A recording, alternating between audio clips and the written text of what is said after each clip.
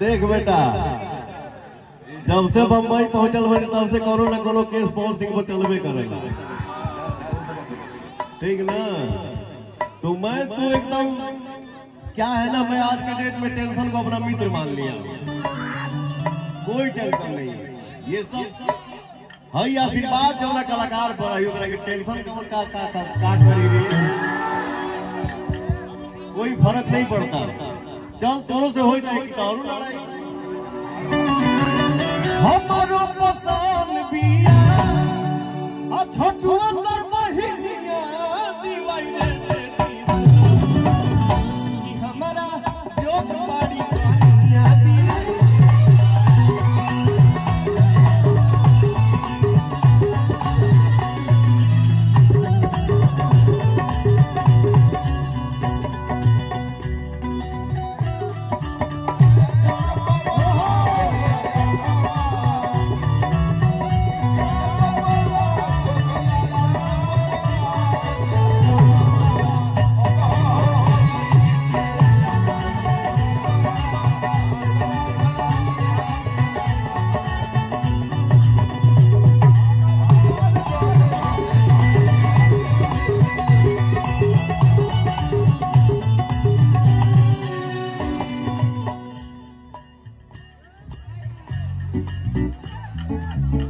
Hello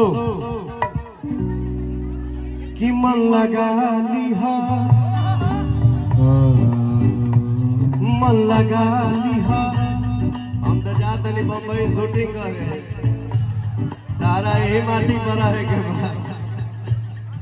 रुक रे। मन लगा लिहा, अरे हई भैया मन से बात करके, कुछ मजाक करके, कुछ मजाक करके।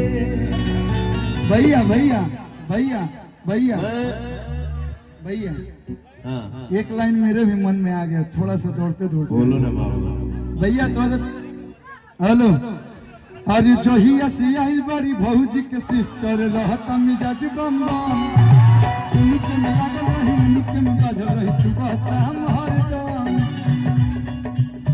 तोरे तारी ढेर खातिरदारी हो हमारा भैया के साथी, तोरे तारी ढेर खातिरदारी हो हमारा भैया के साथी।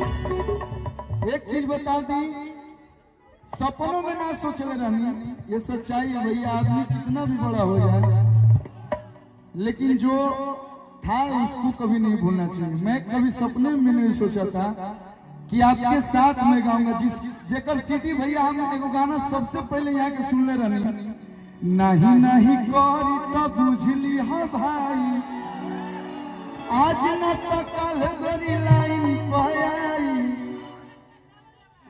रुक रे। और हेलो चाचा, देख हमनी के जब लड़का रही जाना तो वो घड़ी बात लागू होत रहे कि नहीं नहीं करी तब बुझली हो भाई।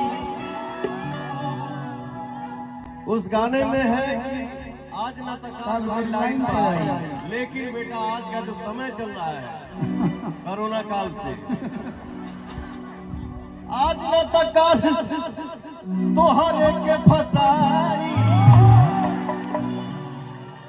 आज न तक कल तोरे के हमरे के फसाई। नहीं नहीं करी तो